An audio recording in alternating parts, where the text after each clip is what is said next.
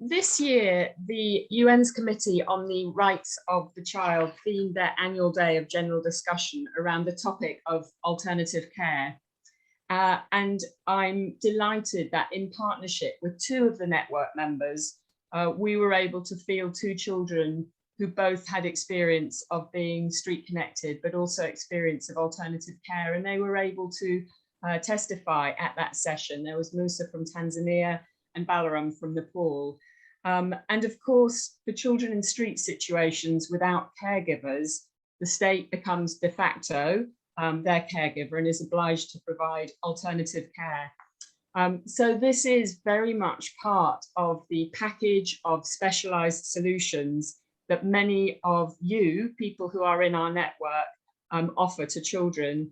So I'm really, really delighted that we can welcome Nigel Cantwell to come and share his thoughts on this important topic with us. Nigel started his career as a probation officer in the UK, here in the UK, and he was mainly working with children who are in conflict with the law. And in that role, Nigel started to notice that people didn't frame their work, practitioners weren't framing their work in terms of human rights or child rights. And he started to think about that, and that led him to starting to work on child rights internationally, which he's been doing for nearly 50 years, which is pretty amazing. A few notable milestones on Nigel's journey doing that. They include founding Defence for Children International in 1979. Nigel contributed to the drafting of the UN Convention of the Rights of the Child, working with many NGOs and helping with those NGO contributions. And he worked for many years in UNICEF's Innocenti Research Centre in Italy. But in terms of today's topic, from 2005 to 2009, Nigel was a lead consultant for the development of the UN's guidelines for alternative care for children. And he was also the lead author on the how-to handbook that followed on to give states, but also other implementing partners, more practical guidance. And that's why when we wanted to do a session on this topic, I reached out to Nigel, and I was so pleased that he said he'd be willing to do a little bit of a look back on the 10+ years since the guidance was published, and share what learnings he thinks there are for our sector. Before,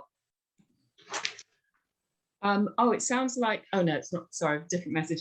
Before I hand over to Nigel, I just wanted to also flag up that this session is part of, we are commemorating Maggie Eales and Roger Hayes. Roger was gave enormous support to the Consortium for Street Children as the head of our development board and helped fundraise for us. He very sadly died to a little bit over, not quite 2 years ago, and left us a legacy. And he wanted to make sure that we remembered the reason why he got involved was that his wife, Maggie Eales, had made him promise. They both sadly died of cancer, and she said, I want you to support a child's charity after I die.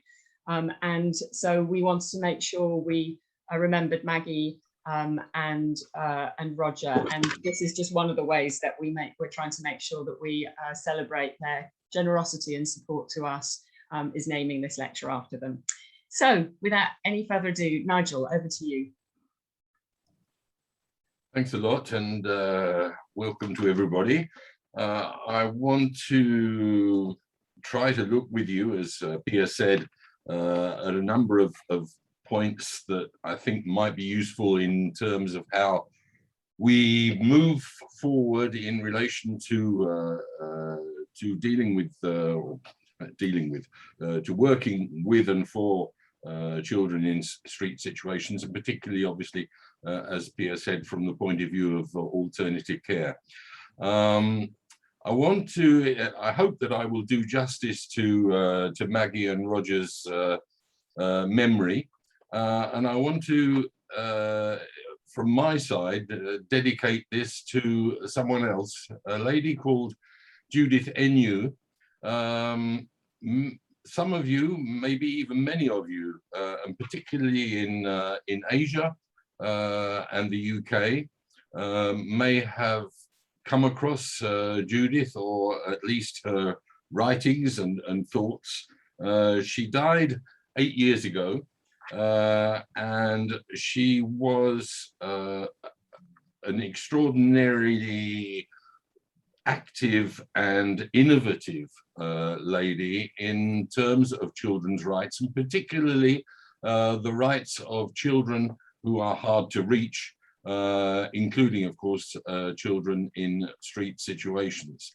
The other side of her work was involving children in research, not doing research on children, but doing research with children. And she set up an organization first in Thailand, and then she moved to Malaysia. She set up an organization called Knowing Children in the early 2000s.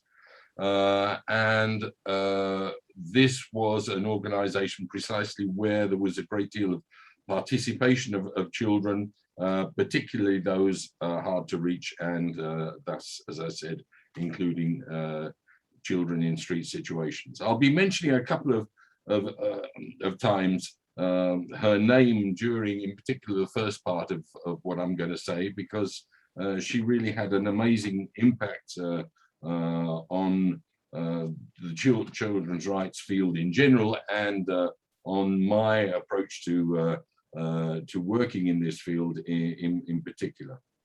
So we can go to some blasts from the past. I wanted to start off just by taking a look back, because I always try to put things in some kind of historical context when I give a talk. And I was quite surprised, actually, when looking at it, because I'm not a specialist in relation to children in street situations. But when looking back at how the international community has approached these children and their situation, I was quite surprised by a number of things. First of all, that in the past, for example, the Declaration of Geneva in 1924 and the Declaration on the Rights of the Child adopted by the United Nations in '59, there was no mention specifically of, or explicitly, let's say, of children in street situations, but there were references to them. The use of the word waif, which is now essentially gone out of use in English, hopefully. The use of the word waif in the Declaration of Geneva in '24 already, and a reference to children without adequate means of support, which is a kind of way, I guess, of referring to children in street situations, among others, in the Declaration of 1959. And this has continued, basically. This is the word street has not come up in international texts. Well, what did happen was that in 1979, the UN declared that year to be the International Year of the Child. And there was fantastic mobilization on a whole range of children's issues that had not really been considered very much before as subjects of special concern. And one of these, as Judith Enu put it, one of these was an unprecedented increase in interest in groups called street children. And this is where I started actually working with Judith in the preparation and aftermath, if you like, of the International Year of the Child. And one of the things that we did was to try to push UNICEF to take a special interest in a number of situations involving children, which included those of children whom we termed then as being in or of the street. And UNICEF adopted a policy in relation to children, what they called children in especially difficult circumstances, which included reference to children in or of the street. And you should remember, and this also is in my view, really interesting, UNICEF did not have a protection program in the 80s. It did not have, now we know UNICEF as having a fairly solid child protection sector. But at that time, it had nothing. It was involved in obviously health, education, nutrition, that kind of subject, but it was not involved in child protection issues. And so that in a way reflects the kind of lack of importance given to children in street situations before that time. Of course, there were NGOs that had started to work in this area, but in terms of, let's say, officialized recognition, there was not a great deal. And then I just wanted to point out, and which was interesting for me, but maybe you know it well, that I was quite surprised that already in 1992, we had a reference to children in street situations. Maybe there are other earlier references to children in street situations. I had imagined that this was a relatively recent way of referring to the children with whom we're concerned. And I thought that it was children in or of the street. I thought that lasted a long time as a way of trying to describe if you like, in a very simple way, the different situations in which they find themselves in the street on a, let's say, temporary basis, and those who are of the street on a much more permanent basis. So I felt that it was interesting that Brazil had already used this term street situations at that time. And I'm guessing that really, you know, the 1980s started a move in relation to children in street situations, started a really significant upsurge in interest in looking at their situation and trying to work with them in the most appropriate manner. Next one, please. So what do we have in terms of international standards now? Well, as I said, you know, there's no special mention of of children in street situations in the main instruments that we have at disposal. And it's interesting perhaps to think about whether or not this resulted from a lack of interest, if you like, or marginalizing them, or considering children in street situations to be children, first and foremost, which obviously they are, and trying to mainstream their concerns and their rights into general texts. And here again, I'm referring to Judith in the brackets there. Judith called children in street situations society's ultimate outcasts, which would have tended to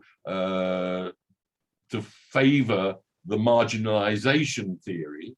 But she also said that street child is undefinable, and that would tend to favor the mainstreaming hypothesis. So I think it's really interesting to perhaps we can do this in the later questions and answers, or you can take it forward if you wish. I think it's really interesting to look at the extent to which children in street situations are considered, let's say, a group apart, or are considered in international standards as just being children in a particularly difficult situation.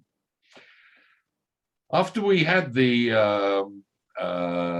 Convention on the Rights of the Child, adopted in 1989, a very interesting event took place. It's absolutely unique, and that's, although it may not seem to you to be particularly exciting, it was a unique occasion. As far as I know, it's never been repeated, that the UN General Assembly actually called on the Committee on the Rights of the Child, which had been set up in '91 to oversee the operation of the convention. They called on the committee to draw up a general comment on street children already in 1993. So that was just 4 years after the adoption of the convention, and already that that problem of are children in street situations being marginalized, or are they really well covered in the Convention on the Rights of the Child, was already on the table at that time. And as I say, the General Assembly took the extraordinary step of actually asking a treaty body to do something. The treaty bodies are supposed to be completely independent, but in this case, it was felt that the status of children in street situations vis-a-vis the convention was very unclear, and that it needed, the Committee on the Rights of the Child really needed to look closely at what the rights of children in street situations really were under the convention, and how they could best be upheld. So in addition to the 1989 convention, of course, as Pia mentioned, we have now the guidelines for the alternative care of children. And these guidelines, for me, mark, well, first of all, it was a magnificent moment in my professional life when I was able to really take a lead on developing these guidelines. Secondly, they mark a really important step ahead in terms of ensuring the protection of children who may need care outside their home, outside their family. These guidelines cover all kinds of provision of care if that care involves an overnight stay. So they cover everything from kinship care and foster care right the way through to residential care, emergency shelters, anywhere that a child will stay overnight. So very much of interest to the community working with children in street situations. I want to point out that there are two basic principles behind the guidelines that we'll refer to probably in the course of this talk. But they're what we call the necessity and the suitability principles. The necessity principle means that you do not take a child into alternative care if you can possibly find a way of avoiding it. So through help to the family, etc., etc. so that you have a system where there is a kind of gatekeeping around alternative care, and there is a decision that's made: is it really necessary to remove this child from the situation in which he or she finds himself or herself, and can we find ways of helping that child to remain outside the care system? And then the suitability principle is a dual one, and it's founded on, first of all, the suitability of the care from a general human rights standpoint. Does the care setting correspond to and promote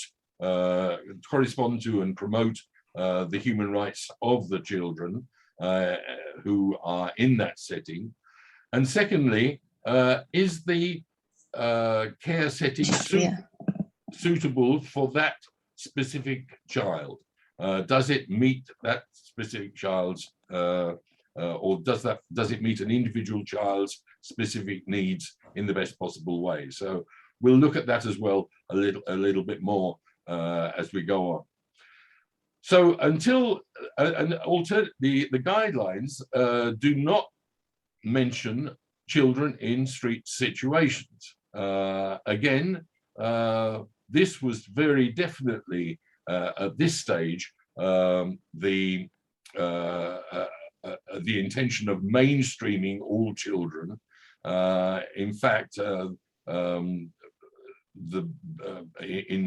the field of, for example, children living with disabilities, there was some concern that we didn't look sufficiently at their particular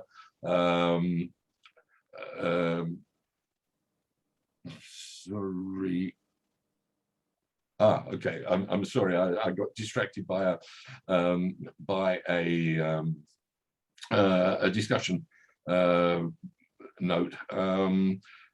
So we were very much concerned about ensuring that this was a mainstreaming exercise in the development of these guidelines. But and therefore, if you wish, there was no special recognition given to children in street situations. So really, the first time that children in street situations came up in an international text of this nature, or linked, if you like, to the international standards, was the general comment that the Committee on the Rights of the Child finally produced in 2017, and I'm sure you're all very much aware of this one, but you won't surely have been aware that it took almost 25 years for the committee to develop this general comment after the request being submitted by the General Assembly in 1993. So it's interesting. It's also interesting if you look at the general comment on the best interests of the child, which is a concept which also really needed to be clarified in order to understand how the convention might best be implemented and interpreted. That also took almost 25 years. It's interesting to see how the committee has not necessarily taken up the most pressing issues, or what were seen as the most pressing issues, immediately, and has allowed time to pass before developing its guidance on this issue. So there we are. Next one, please.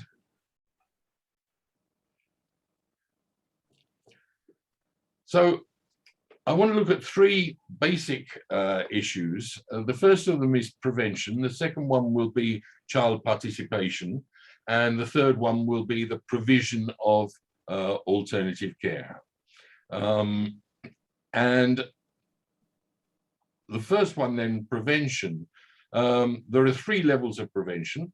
Primary prevention is the general making generally available all the services and safeguards that the convention provides for in relation to children and indeed their families. Secondary prevention is targeted towards those for whom primary prevention has failed, so families in difficulty, families in poverty, but very targeted programs. And tertiary prevention is the level where both primary and secondary have failed, and what you're trying to do is then to pick up the pieces, if you like, of those, or for those who have fallen through the various safety nets, and return them to ensure that they can return to the situation, the initial situation of let's say normal life, but obviously under good conditions. So, for example, in the justice sphere, tertiary prevention will be some kind of rehabilitation program, as opposed to a punitive program, to put it in a very simple manner. Now, the guidelines embrace all 3 levels. They place a tremendous amount of importance on primary prevention, and indeed on secondary prevention. So the first third of the guidelines is all about ensuring access to basic services, ensuring that families in difficulty receive support, ensuring that there are family strengthening programs, that there are anti-discrimination and anti-marginalization programs. It was quite interesting during the development of the guidelines, the extent to which governments, and I would say particularly those in Latin America, how much emphasis they put on the need for preventing situations which lead to children coming into care. And this outlook, if you like, of prevention also works in terms of secondary prevention programs and tertiary prevention programs. In other words, that alternative care is, as far as possible, seen as a temporary solution, which would allow you to ensure that the child returns to a family situation under appropriate conditions. Those 3 together, to me, exemplify the possibilities for coordinated and cooperative advocacy on behalf of children in relation to alternative care, and therefore obviously also children in street situations who may be concerned by alternative care measures. And I think this is important because it's not organizations doing either direct service provision or advocacy. It's organizations doing direct service provision who can contribute massively and indeed undertake their own advocacy on behalf of those they are working with. One of the, for me, the most important aspects as well of the guidelines, and I'm particularly proud of this, I must say, is that we managed to get in the principle for the very first time in an international instrument, the principle that poverty does not justify, at least alone, does not justify the placement of a child in alternative care. It's a signal for help, a signal for the need for assistance to the families concerned. It's not a justification for removing the child from that family situation. It's a little bit aspirational, perhaps, but at the same time, it's an extraordinarily strong statement, I think, to come out in an international instrument, because poverty is seen as the reason for removing children in so many situations. It's also seen as a reason for taking children into, for example, inter-country adoption, etc., etc. It's misused as a justification, and I think we can make use of this principle in the guidelines in a very clear and strong manner in our advocacy and in searching for appropriate solutions for and with children in street situations. And I just wanted to mention vagrancy as a status offence. A status offence is an offence that is only criminal if you are a child, and would not be a criminal offence if you are an adult. And there have been various examples in the past of vagrancy being an offence when committed by children, as opposed to when committed by adults. And I'd be interested in hearing whether or not this is still the case in many countries, or whether gradually the idea of eliminating status offences in general and vagrancy as a status offence in particular, whether that idea is moving forward, and that we have less and less situations where vagrancy is an offensive committed by children. Next, please.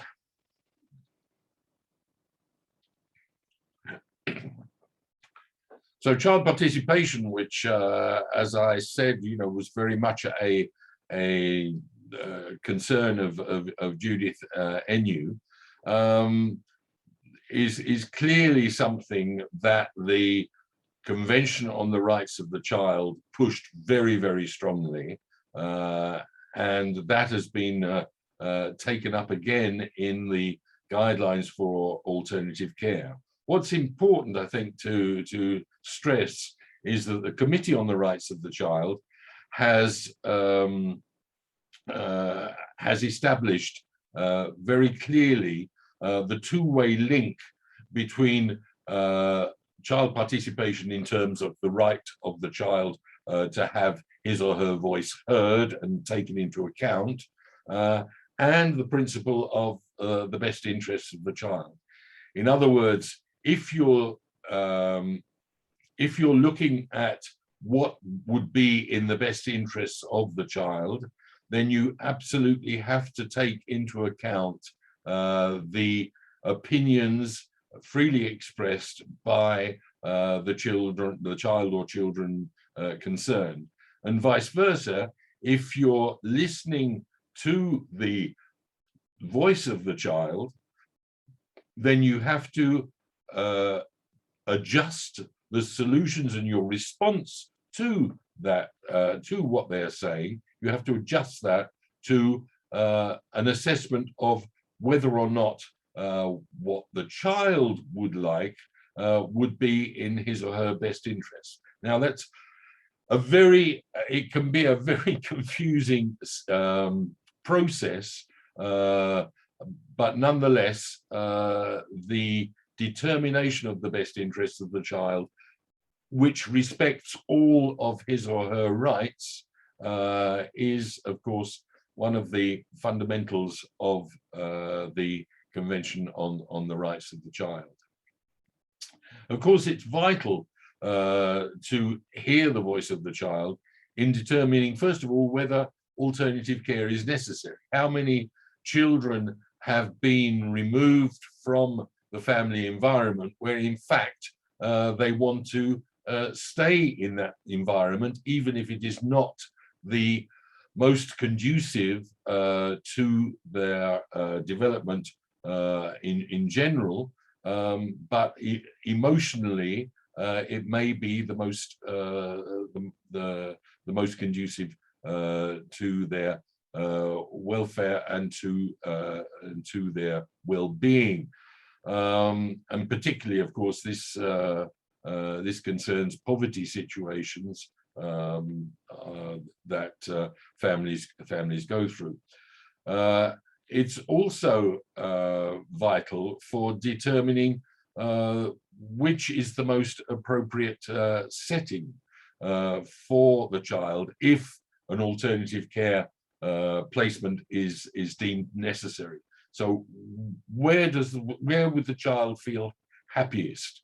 In a family setting, in an alternative family setting, in a small group home, in another kind of setting. It's vital that the child be consulted seriously on that, and that he or she takes part in developing a care plan, which would in the end normally result in the termination of the alternative care placement once the situation has been resolved, and the pathway, his or her pathway through the alternative care system, and then into an out of care, normalized, if you wish, situation. And I think that the general comment from the committee both underscores the importance of child participation, but also in a way, and perhaps inadvertently, sets the dilemma for determining the best interests of the child. And the general comment says that child participation ensures that the child is not forced to depend on their street connections. In other words, that if the child expresses the need to be, or the wish to be out of the street situation, then he or she can express that and can be helped into another more favorable setting for in his or her view, but at the same time that the child not be forced to accept placements against their will. So it's always a little bit difficult to balance out the best interests issue with the ability to express one's views, but there I think that we have an example of the kind of issues that can be involved, and the kind of balancing act that we have to carry out. It's not an easy one. I think as well that the child participation angle shows that we have to recognize and develop children's resilience. And I put in brackets there, not just coping, because quite often I think that there's a misunderstanding about what resilience actually means. And I'm not going to get into it now because I don't have time, but it's not just enabling children to cope. It's much more than that. It's a much more proactive concept when applied to children, and well, indeed to anybody. but it's pretty fundamental in terms of ensuring that children can participate, not just in decision making on what should happen to them, but also can participate in general in the development of their lives. And I wanted to just give very quickly an example of how the integration of child participation in the Convention on the Rights, to my mind, has changed tremendously, thinking about how we respond to children's issues. And the example I wanted to give is that of child-headed households. Child-headed households are yet another issue that is not explicitly dealt with in the Convention on the Rights of the Child, in good part because child-headed households only started to be recognized at least as a phenomenon in the 80s, and in particular as a result of the HIV/AIDS pandemic, which led obviously to a regrettable number of sibling groups being orphaned. And the first reaction when one found in the early 90s, I would say, when one found large groups of children living together without any adult supervision, without any adult protection, was to say, oh, we have to ensure that these children are taken into alternative care.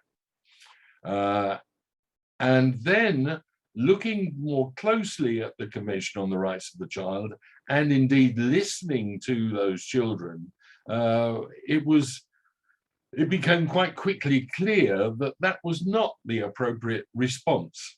The appropriate response was to treat this group as a family group, albeit a child-headed one, and to say, okay, you are in your family, and your family has the right to be assisted in carrying out its role. And the child head of household needed to have assistance and needed to have, like the other children in that household, access to all normal services, including obviously education and health. But listening to the children, really, in the great majority of cases, studies found that the children wanted to remain together. They did not want to be taken into an alternative care setting, and particularly they didn't want to be split up, and they didn't want to be placed with relatives because they were scared of either becoming domestic helps to the relatives, or losing the home that they had as a family. And I think that there are probably parallels that might be drawn between the situation of those children in child-headed households and children in street situations. Next one. Okay, so I've now we go into the provision of alternative care. I've already described the twofold suitability principle, the general fact that the setting corresponds to human rights conditions, and the fact that the setting must correspond to the specific needs, wishes, characteristics of the child concerned. And that's why we have put forward in the guidelines this idea of having a range of options, as I noted, from kinship care through to semi-independent living, and all kinds of family-based, family-like, and other residential care opportunities along the way, except, of course, large institutions, as being something that we need to phase out. But the point is that there is no one good solution and no one bad solution. Residential care is not inherently bad if it precisely corresponds to the human rights conditions that we're trying to set out, and if it corresponds to the kind of setting where a child wants to be. There are many children at many points in their life who do not want to be placed in a family setting. It's too intimate.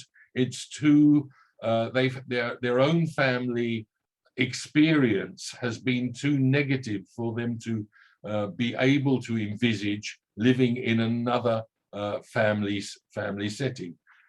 As I say, in particular at certain points in their life.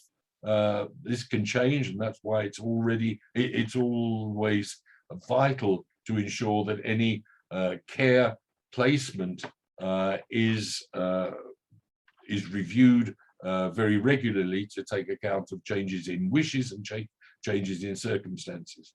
But it's vital that every child is given a range of options from which he or she can choose without that involving a choice forever.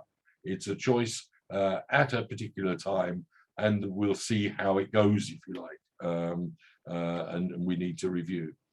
Now, I mentioned the institutions and the residential care, and this is the biggest bugbear, if you like, in the provision of alternative care. The Committee on the Rights of the Child and the Committee on the Rights of Persons with Disabilities have so far not resolved a dispute between the two of them on the issue of residential care. The Committee on the Rights of Persons with Disabilities and a number of NGOs very active in the realm of disability, and particularly children with disabilities,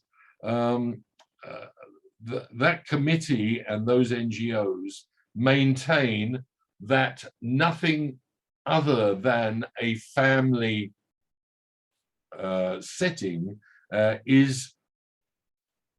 should be envisaged for children with disabilities.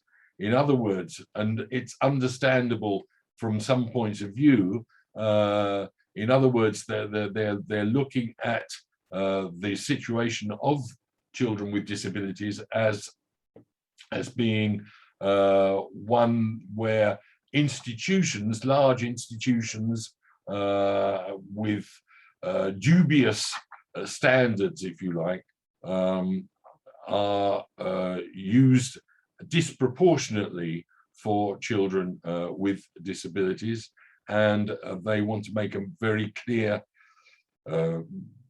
statement in relation to the fact that this is not something that can be allowed, and that therefore only foster family care can be envisaged as a form of alternative care. The CRC committee, the Committee on the Rights of the Child, sees it differently and sees it in the way that the alternative care guidelines see it. In other words, you must have a range of options for the child to respond to the needs, wishes, and circumstances of each individual child in the most appropriate way. And there is this problem of an amalgam that's made between residential care and institutions, and a very unfortunate one, because there are clearly residential care settings that are positive and constructive for certain children at certain times, and therefore it's a little bit disturbing to see how the Committee on the Rights of Persons with Disabilities has overlooked that, not only the fact that that's a reality, that some children will not want to be in a family setting, but also the fact that they should have their voice in saying where they want to live. And I just want to point out that in General Comment 21, there's a most unfortunate reference made to a previous General Comment, way back, of course, pre-guidelines, well pre-guidelines, where it says that international standards limit institutionalization as a last resort. They don't. They say that institutions should be phased out, first of all. But the other thing that they say is that it's the best solution that needs to be found, and that never in the alternative care guidelines will you find the notion of a last resort. We don't do child protection by doing last resorts. We do child protection by the provision of the best possible solution that we can find and which is available. So, and I think that's very clear in the guidelines as well, to the extent that they say that residential care should only be used when it is a constructive response to a child's situation and needs. And then I just wanted also to mention the status of a bit wild, status of non-state care providers. In other words, I guess many of you, and the difficulty that there is, I think, in ensuring that non-state care providers, private care providers, are all working in the same way, on the same path, according to the same guidance. In many countries where there is little oversight of what kind of care provision is being foreseen by non-governmental entities, and the problems that we see where alternative care is almost all in the hands of private providers, the problems we see are often immense in terms of the way alternative care is provided and the reasons for which alternative care is provided. Now, I'm not in any way saying that any of you are providing poor alternative care. I'm saying that simply when you're looking at when private provision of alternative care is on the table, it can be a problem area to broach. So I think that I'm on my last slide now, hopefully. I think that what we've overcome now is the original perception, or one of the perceptions, let's say, of child protection in the past, but which still continues in some quarters, and that is that it's some kind of paternalistic overreach and overprotection of children, which is often accompanied by the removal of children from the environment in which they find themselves, and the placement of those children in another environment as a solution, a kind of what I call a Rambo reaction, which is get in there and get them out. Instead of dealing with the environment in which they may well feel the most protected, in fact, instead of dealing with that environment, you deal with the child, if you like. And that seems to me to be something that is gradually fading away, and that we've come to a slightly different view of child protection. And it's interesting because when we talk about child protection and people accuse the child protectors, if you like, of overprotecting, it's very strange because in human rights terms, of course, protection is a fundamental pillar of human rights. And it's never, perhaps sometimes in relation to persons with certain disabilities, but in general, it is not seen in any way as denoting overprotection. It's seen as a vital initiative to ensure the human rights of the persons concerned. And I think we're gradually, through the Convention on the Rights of the Child in particular, and more thought and more thoughtfulness about child protection, we've come to, we're moving towards that human rights goal rather than the Rambo style of response. So I think to end up there, that what we have is the combination of prevention, participation, and provision as providing the basis of the kind of protection we're looking for from a human rights-based angle. And I'd be interested to get any reactions from you on that. I'm sorry, I haven't looked at the time at all, and Pia, you probably have been fuming in your little office there. Not at all. I could see that the time was going, but it was such a lot of interesting content. I didn't want to stop you. I'm just wondering if maybe what we should do is I will flag what's coming next. And then for those, if you're happy to, Nigel, for those who can stay on the line, we can do some Q&As. But there may be people who need to drop off because it was originally scheduled as an hour. Does that sound good? For me, that's fine. Wonderful. Ellie, if you just go on to the next slide, I'll just flag what's coming up next, and then we'll go back to Q&A. So that was the kickoff of the Network Forum. We've got a little route map here of the other events we're doing over the next 4 days. So the next session coming up is the networking session that will be happening later today, and hopefully that's at 12:30 GMT. Hopefully that is in your calendars, those of you who are able to join it. Wonderful. Let's let those who need to peel off. But if anybody wants to stay for Q&A with Nigel, who said he can stay on, let's do that. So if we just go back to the maybe put up the chat box, Ellie.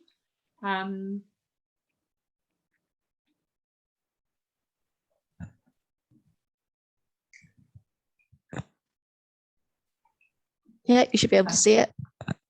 Wonderful. So I can't.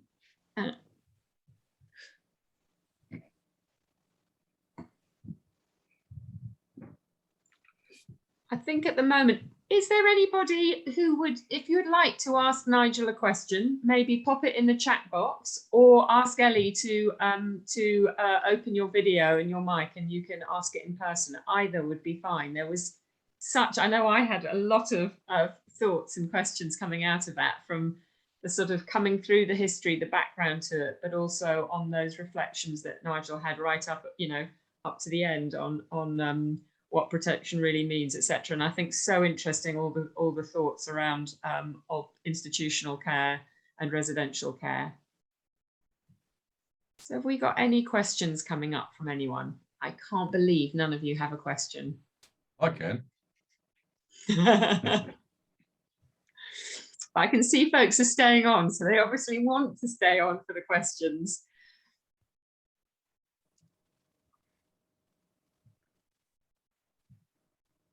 Nigel, while we kick off and let people get over the shyness of doing the first question, one of the questions I was interested was how much you went into state boarding schools as an issue with the alternative care guidelines. Is that something that got covered into it? Because there's often quite a merging in a lot of places where children from very young ages are ending up in residential schools where they don't in effect go home very much of the time. Was that something that got covered a lot in the discussions? Well, yeah, I mean, it was fundamental to, am I on? Yes. Yes, you are. It was fundamental to the whole approach to residential care.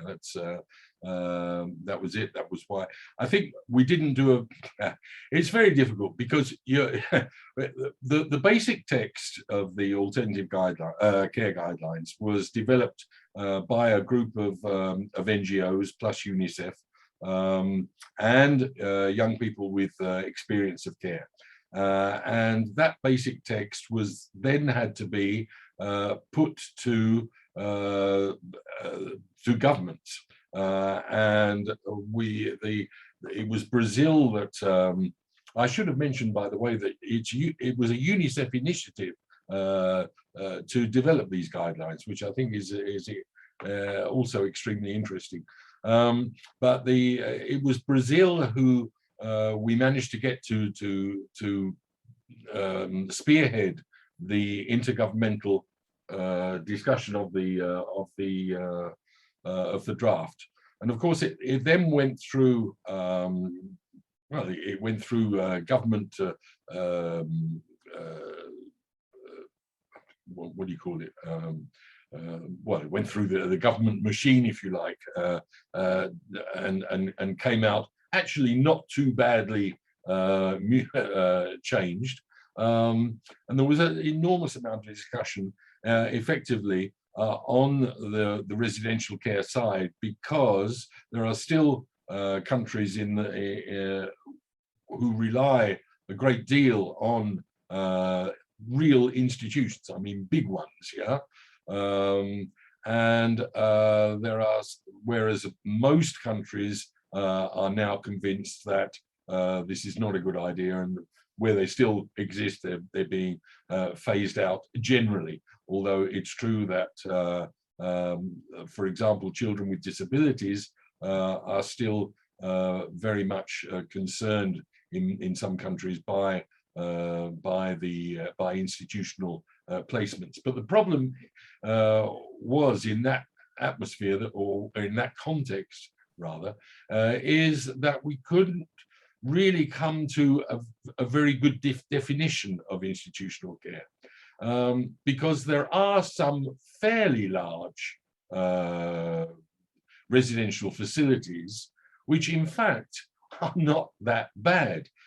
And what I've been more and more concerned about looking at is what are the real features of an institution. And one of the most basic ones is that they just look after, badly or well, they just look after children from day to day.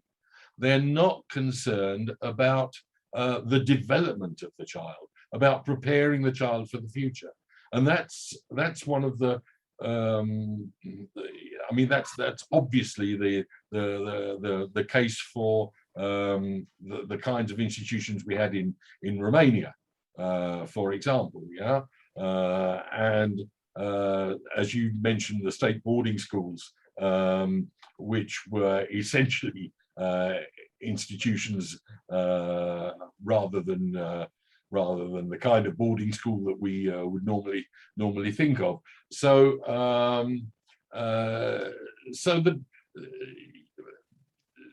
when we were trying to make that difference between residential, between valid residential facilities and institutions, we actually it actually came down to size in the in the guidelines. And I think that's a little bit unfortunate, not because I think there are masses of large institutions which are good, but simply because if we missed out on the features that actually demarcate institutions from the kind of residential care that we would find both acceptable and constructive for children.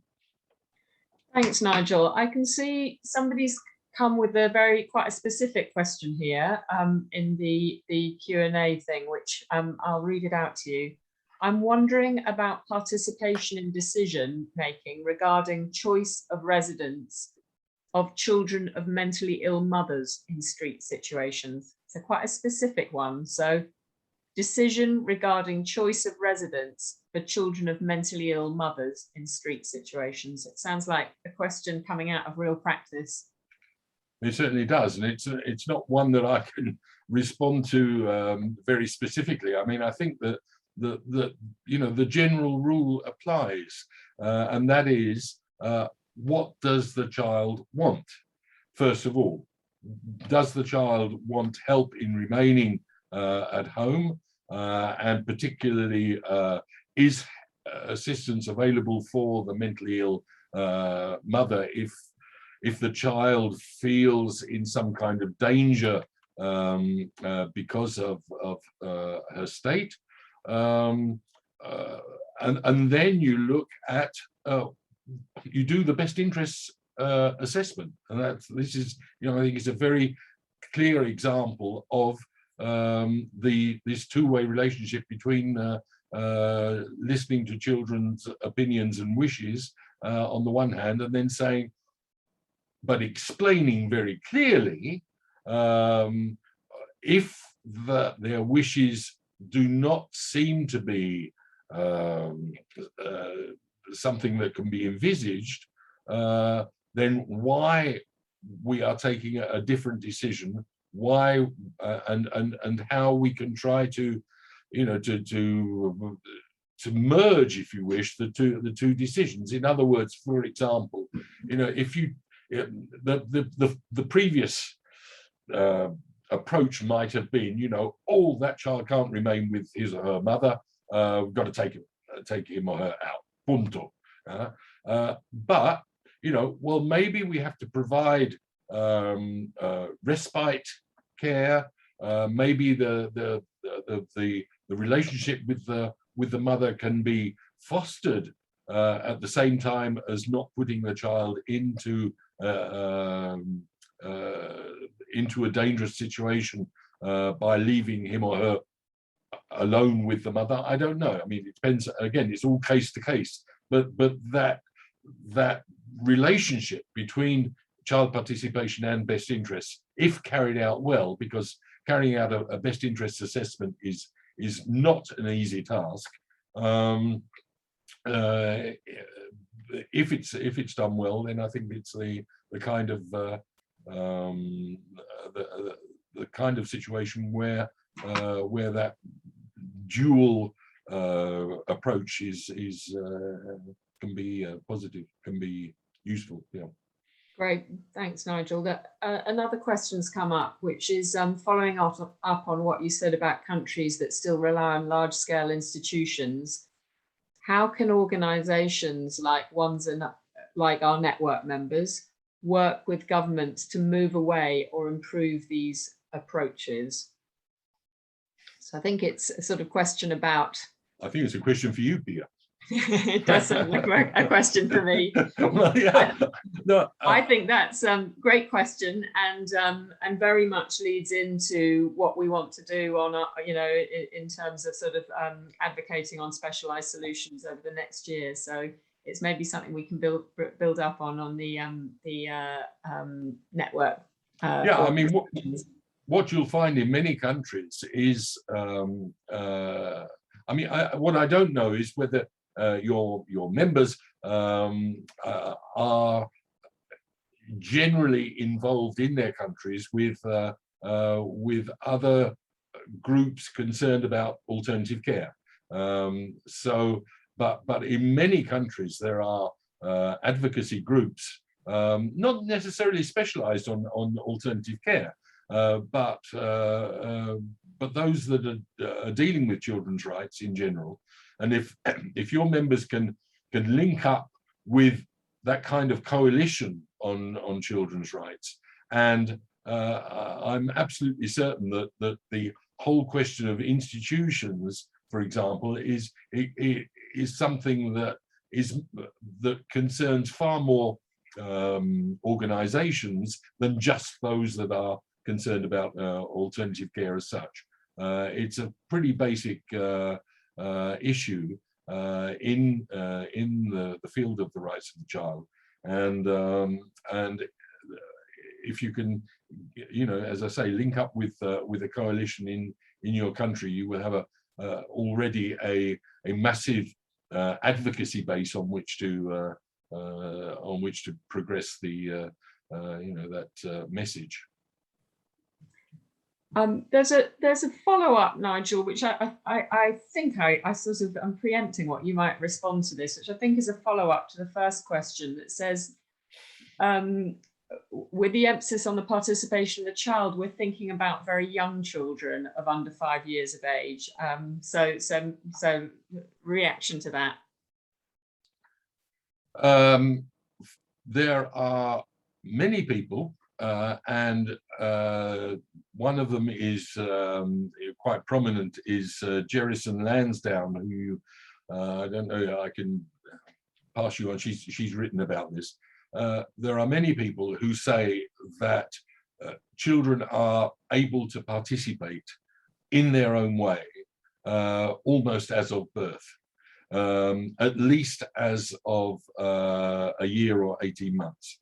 And sometimes it will need someone trained in interpreting, if you like, the gestures, the reactions of the child to any attempt, for example, obviously to remove the child from a mother's arms. I mean, it's a fundamental reaction that you'll have on the part of a very young child. And so they say, and I'm absolutely on board with this.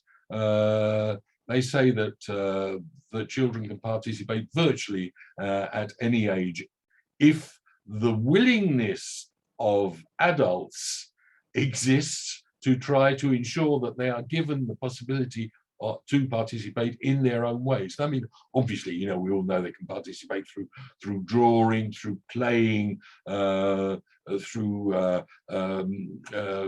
demonstrating in their own way what their feelings are about things, simply by playing with miniature people. I mean, moving them around. There's a house. There are all sorts of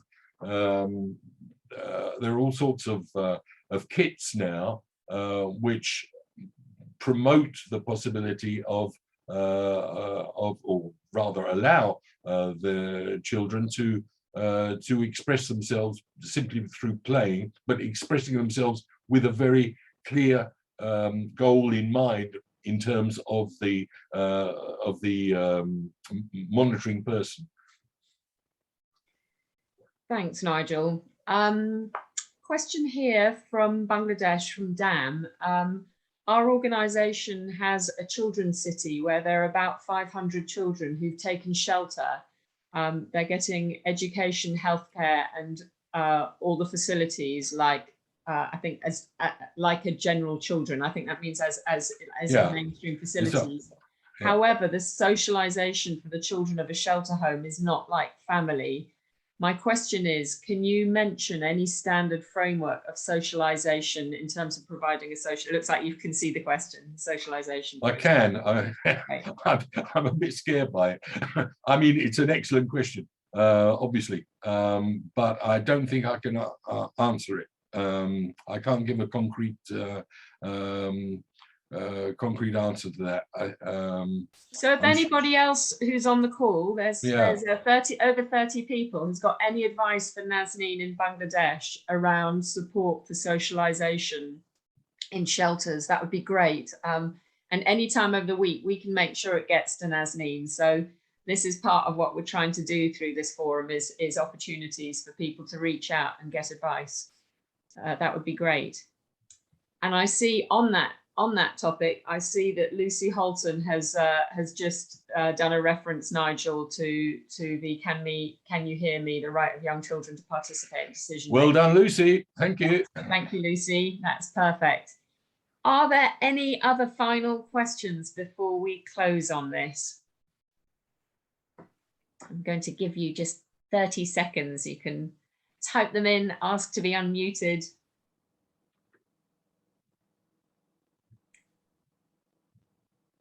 It looks like we've drawn to an end. Nigel, just a massive big thank you from me. You were talking about one specific topic, but actually you were touching on so many different issues, you know, fundamental issues like what does participation and protection mean, but also the whole question of why we look at the world through. Oh, we do have one more question. One final question. We've got Ali from Street Children Care NGO. What is the best care for a child trafficked and whose destination is unknown? That's a jolly specific one. I don't know if you want to try on that. I'm not going to try so much on that. What I will say is, first of all, that I was very aware that I was not looking at one of the big issues that many of you will, I imagine, be facing, and that is children on the move. You know, I ran over time without looking at it, so it would have been a catastrophe if I'd looked at everything. Again, you know, it's the situation of the individual child. I always come back to that. There is no one solution. A long time ago, we used to think that institutions were the solution, or at least in certain societies, and indeed in our own, that institutions were. And then, you know, then suddenly it was foster care has become the solution and not residential care. And there is no one solution. Each child has his or her specific specificities, and we have to try to adjust our what we can offer them to fit the best possible way those circumstances and specificities. And I mean, certainly, you know, children on the move will their experiences are so varied and very often so traumatizing that we have to really make a very special effort to ensure that they feel as comfortable as possible wherever they are, whilst at the same time protecting them. And that's also a huge dilemma that one can't get into now. How do you protect without depriving of liberty, if you like, in many cases? And so